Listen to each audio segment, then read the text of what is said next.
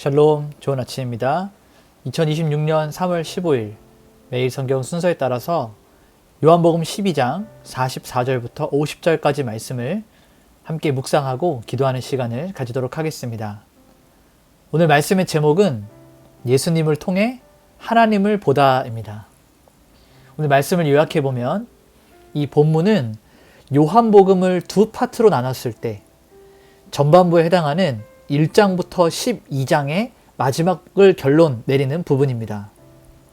예수님은 이 무리들을 향해서 마지막으로 큰 소리로 외치시면서 자신의 정체성과 더불어서 예수님이 하시는 모든 사역의 그 근원, 기원이 성부 하나님께 있음을 단호하게 선포하고 계십니다. 예수님께서는 자신을 믿는 것이 곧 자신을 보내신 하나님 아버지를 믿는 것이며 자신을 보는 것이 곧 하나님 아버지를 보는 것이다 라고 강조하십니다. 또한 예수님께서는 세상을 심판하러 오신 것이 아니라 구원하러 오셨다라고 구원자로서의 정체성을 다시 한번 계시하고 계십니다. 하지만 끝내 그 말씀을 거부하는 자들, 예수님을 받아들이지 않는 자들에게는 이 예수님의 말씀 자체가 마지막 날의 심판 기준이 될 것을 아주 엄중하게 경고하고 계십니다. 이제 말씀을 한 절씩 살펴보면서 성경이 말하고 있는 진의를 함께 나누도록 하겠습니다. 먼저 첫 번째 단락은 44절부터 46절까지 말씀인데요. 여기에는 하나님 아버지와 그 아들이신 예수 그리스도에 대한 내용들이 담겨 있습니다. 자, 44절과 45절 말씀을 보면 예수께서 외쳐 이르시되 나를 믿는 자는 나를 믿는 것이 아니요 나를 보내신 이를 믿는 것이며 나를 보는 자는 나를 보내신 이를 보는 것이니라 라고 말하고 있습니다. 자, 여기서 예수께서 외치다라고 하는 표현이 있어요. 이거는 헬라어로 크라조라고 하는 단어인데 굉장히 절박하고 공적인 장소에서 선포할 때 외칠 때 사용하는 단어입니다. 그러니까 예수님께서 이 마지막 부분에 외쳐 이르시되 라고 했던 이 말씀이 얼마나 그 무리들을 향해서 절박하고 또 공적인 장소에서 아주 근엄하고 힘있게 선포하는 것을 우리는 알 수 있습니다. 자, 예수님은 자신을 성부 하나님과 완전히 분리된 존재가 아니라 성부 하나님의 대리자로서 그리고 성부 하나님의 본체로서 자신을 무리들에게 계시하고 있는 장면이 나오게 됩니다. 그래서 디에이카스는 이 예수님의 선언이 예수님의 신적 권위를 보여주는 정점에 해당한다라고 이야기하면서 우리가 하나님을 알기 위해서 다른 길을 찾지 말고 오직 예수 그리스도를 통해서만 하나님 아버지께로 나아갈 수 있음을 확증하는 그러한 말씀이다라고 설명하고 있는데 우리가 이것들을 잘 이해하면서 예수 그리스도와 하나님이 한 분이시며 또 하나님의 아들이신 것과 예수 그리스도를 통해서만 길과 진리와 생명 되시는 예수 그리스도를 통해서만 하나님께로 나아갈 수 있음을 우리는 함께 알아야 합니다. 자, 46절을 보게 되면 나는 빛으로 세상에 왔나니 무릇 나를 믿는 자로 어둠에 거하지 않게 하려 함이로라. 자, 우리가 요한복음을 처음부터 잘 살펴보면 1장에 제일 먼저 등장하는 것이 바로 빛에 관한 부분입니다.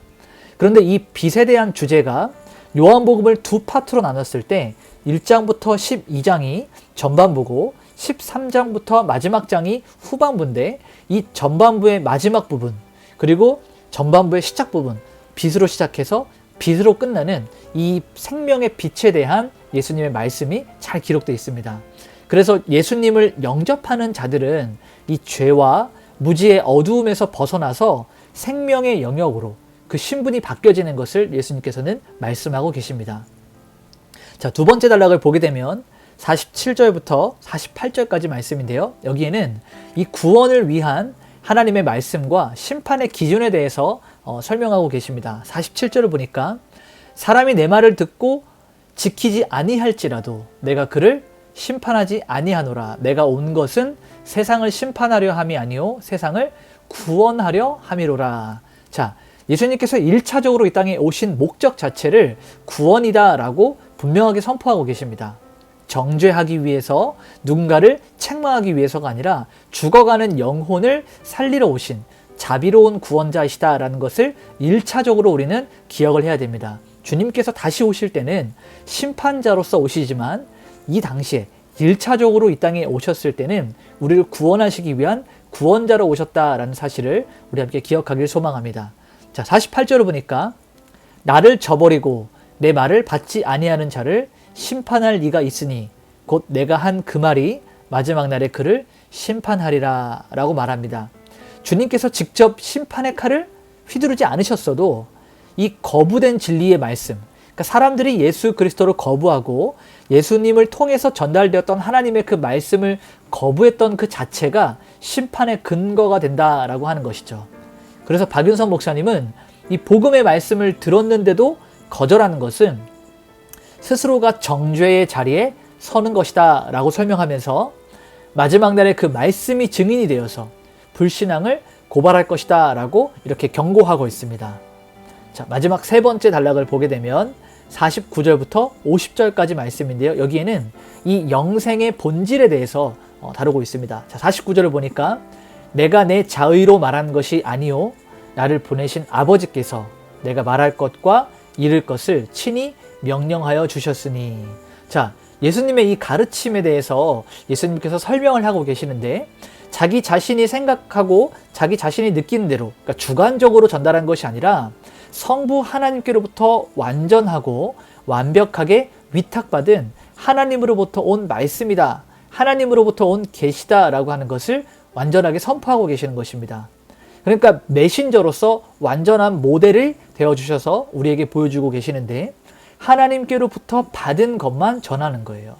그래서 우리가 복음을 나눌 때, 그리고 또 복음을 전하는 자들, 이거는 꼭 목회자만이 아니라 우리가 늘 주의해야 될 것은 하나님께, 하나님의 말씀, 이것이 기준이 돼야지 내 경험과 내 지식과 내 생각이 먼저가 되면 안 된다는 것이죠. 그래서 예수님께서 어떻게 메신저가 되셨는지, 하나님의 말씀을 어떻게 붙드셨는지를 우리는 잘 기억하고 그를 닮아서 하나님의 말씀과 복음을 전해야 합니다. 자, 50절을 보게 되면 나는 그의 명령이 영생인 줄 아노라. 그러므로 내가 이르는 것은 내 아버지께서 내게 말씀하신 그대로니라 하시니라. 자, 이렇게 끝나고 있어요. 하나님의 말씀, 하나님의 명령은 단순히 도덕적 아니라 단순히 윤리적인 그런 말씀이 아니라 영생 그 자체입니다. 하나님의 말씀은 그냥 생명 그 자체예요. 그래서 에드워드 클랭크라고 하는 사람은 주님의 말씀 안에 생명의 능력이 있다라고 이야기합니다. 하나님의 그 말씀에 아들이신 예수 그리스도께서도 전적으로 순종했기 때문에 그 예수님의 말씀을 듣는 우리에게도 영생이 주어지게 되었다라고 클랭크는 이야기하고 있습니다. 그러니까 우리가 예수님의 말씀, 하나님의 말씀에 순종하며 살아갈 때 그 생명이 우리 안에 살아 숨쉬게 된다라고 하는 것을 함께 기억하면 좋을 것 같습니다. 오늘 말씀을 정리하면서 원포인트로 예수 그리스도는 성부 하나님의 권위를 완벽하게 대변하는 빛이 되신다라는 겁니다. 예수는 생명의 빛이시고 하나님의 빛입니다.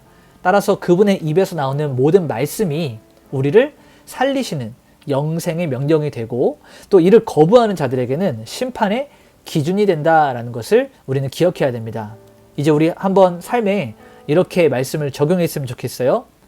하나님의 말씀을 아주 지루한 말씀, 지루한 교훈이나 도덕책 혹은 윤리책으로 여기지 않기를 소망합니다.